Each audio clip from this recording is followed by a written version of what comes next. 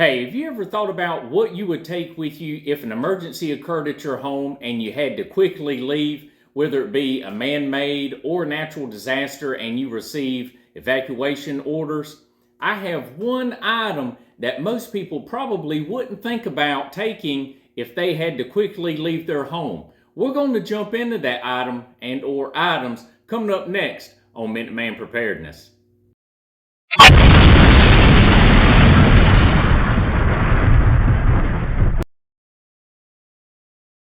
Hey, so welcome back to Minuteman Preparedness. So you might have noticed in the intro, I had this little cardboard placard here standing up. And you may have gotten the idea of what I was going to be talking about today.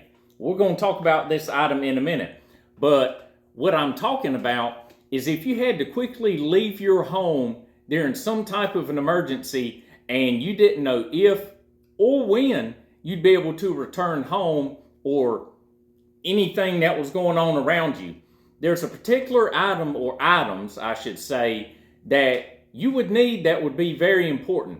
Now, this isn't, the typical thing a lot of people think of. It's not Gucci gear, it's not food, it's not water, it's not anything like that. It's information, important information you need to take with you. So what I have here is a fire-resistant bag. And typically you would put information in this and then you would store it in your safe. This bag, as it states, is fire resistant. It's not fireproof. You can't get it and toss it in a fire and everything's going to be okay. It's also water resistant. So the water can hit it and repel off of it, but it's not a sealed enclosure, so water can get in there. So we have a method to fix that too. But one of these is really nice, and I have several of these, and we're going to jump into what I keep in them. But during an emergency situation, you have to leave. There could be certain information you need to prove ownership of something, of a certain item or items, prove identity, and just a whole plethora of things if some sort of really bad situation occurs, whether it be a cyber attack or a physical attack on the homeland and then a cyber attack, and you're trying to prove what you own and who you are and this and that and the fourth, all these different things. So what we have is, we'll start off with the bag. It's a nice big bag. It's got your hook and loop on it here. It's a nylon top material, but it's got like a waxy type of feeling to it. This bag is from Union Safe Company, and a lot of us know Union Safe. That's a big name brand that Harborfreight carries, and that's where I picked this bag up. I'll have the information for it in the bio down at the bottom, but it's item number 56991, and these you can find them in the section where they have safes and floodlights and all that mess. I want to say they're around $14 or something like that. So if you're interested in something like this, you can swing by Harborfreight, their store online. You can go to Amazon. They have bags just like these and other companies. So this will help with heat resistance if you have it in a safe or if it gets kind of close to flames or something like that. But you set this bag up and you have it in a secure location, and if you receive an evacuation order or you feel you need to bug out and leave your home, you can grab this bag and have a lot of the information you're going to need will be right here, instead of running around, digging through your file cabinets, going through your cars, trying to figure out what you're going to need. You're going to forget something. When those type of situations occur, you're not thinking straight. If you don't have a list and a guideline of things you need to do and how you need to do it, when you need to do it, and if you haven't practiced, a bug out situation or an evacuation quickly, then you're going to forget things. So to help solve the water issue, you can just place your items in a large Ziploc style bag and then place that bag inside of here. If this gets super hot, your items may end up getting messed up. If the heat gets through this, it could, melt this. But We try to keep these things away from heat, but this is just an extra little barrier. The same with this. So the items we would need to keep in this, and I got a little stack here, a little visual, is vehicle title or titles. If you own your vehicle, you know, or you're making payments on it or something like that, you need information, you know, the titles for the vehicle, or if you don't own it, you know, paperwork showing that, you know, it's yours, but you're still making payments on it.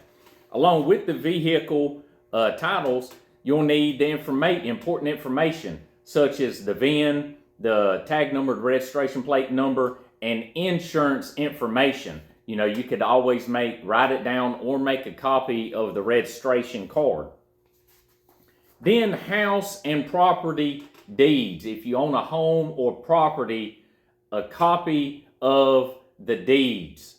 That way you can prove ownership. If something bad happens and you come back and there's some sort of issue, you can prove ownership of that home or that property. Along with the deeds for home and property, the insurance information, you know, the homeowner's insurance information. Nextly, birth certificates. I would suggest, like in my state, we can go to the Register of Deeds office and get certified copies. They're a little bit more, but they stamp them with the seal and you can use them for official business. So birth certificates for everybody in your household. Same thing, a marriage certificate. So you can prove, if you have to, that you're legally married to your spouse.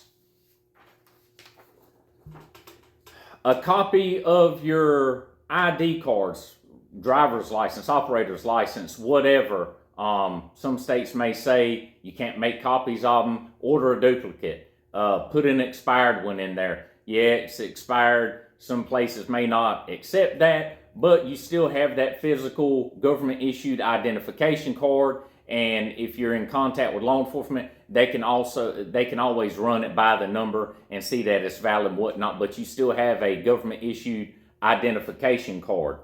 Also, along with that, passports. If you have passports or that other card they have for like crossing, you know, the Canadian or Mexican borders, that quick entry type card, you know, I'd keep that in here too. A lot of times those aren't things you're going to be carrying with you every single day. So you want to keep those secure anyway, so I would keep them in this. Your social security cards, your SSN card. I've dealt with a lot of people over the years that actually carry these cards in your wallet. Well, number one, they're made out of paper, so they fall apart. They also don't want you to laminate it, and technically it's not supposed to be a form of identification, so I don't understand why people carry those with them. It's just an easy way, if you lose your wallet, for identity theft. Now they got your ID card, operator's license, whatever, your social security card, you know, your bank cards and all these type of things. So we keep all of our social security cards, my entire family, we keep them inside of one of these bags locked up in the safe, and if we need it, I'll get it out. But besides that, it stays there where it belongs, not carrying it around in your wallet. A list of bank account numbers and bank account, information. If there is a cyber attack, which that has been talked about a lot, and this is something I've done, is I have all of my banking information, account numbers, you know, all of that type of stuff. I have everything written down and inside of this bag. So if I have to go to the bank, I can take this bag with me, have any type of form of identification they could ever want, need, or desire, and I'll have my banking information so they could pull it up if they have to, if online wasn't working or something like that. Along with banking, stocks and bonds, a lot of people way back in the day, and I still have some, actually have savings bonds, the actual physical bond. I don't think you can even get that anymore. I think it's all online. But stock information, bond information, if you still have physical savings bonds, numbers, account numbers, that type of information stored in your bag. That way you have that information and you may be able to prove ownership of it.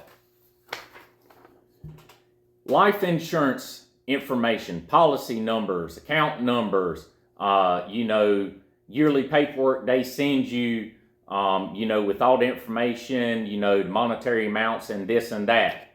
Life insurance information. And any other type of important information or records you feel may be necessary for this.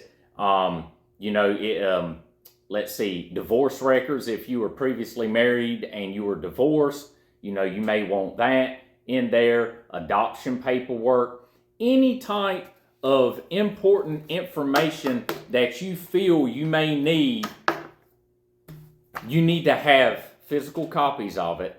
You need to have it secured and in a location where you can quickly get to that information.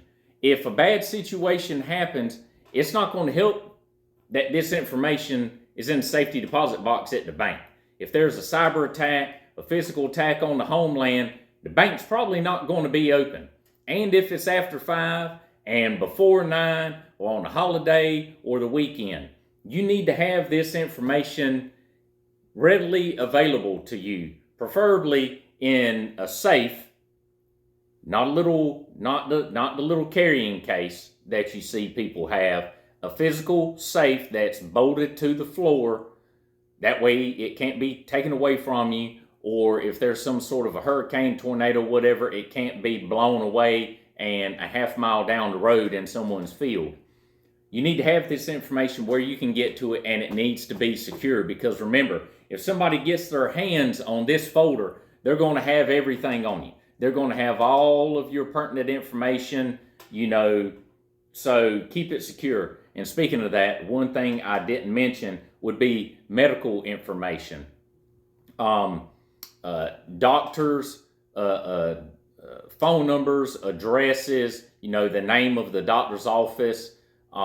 If you have any type of pertinent medical information, if you have allergies, had any type of surgeries or anything like that, that would also be really good to have in here and have it labeled. So if you have a family member with you and something happens, they can open this up and be like, okay, there's the medical information right there. Let me pull it out and see what's going on. That's one thing I forgot to write down. Also, a good idea to keep in something like this would be some quick emergency cash.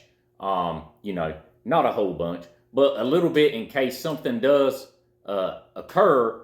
When you grab this, you know that you've got some small bill cash in here. Some 5s, 1s, 10s, 20s. Wouldn't go over a 20. Most businesses won't accept 50s and 100s anymore. So small amount of cash would be something really nice to have in this too. And so if you have to bug out or evacuate, you can grab this and you've got all of your pertinent information you could ever need right here.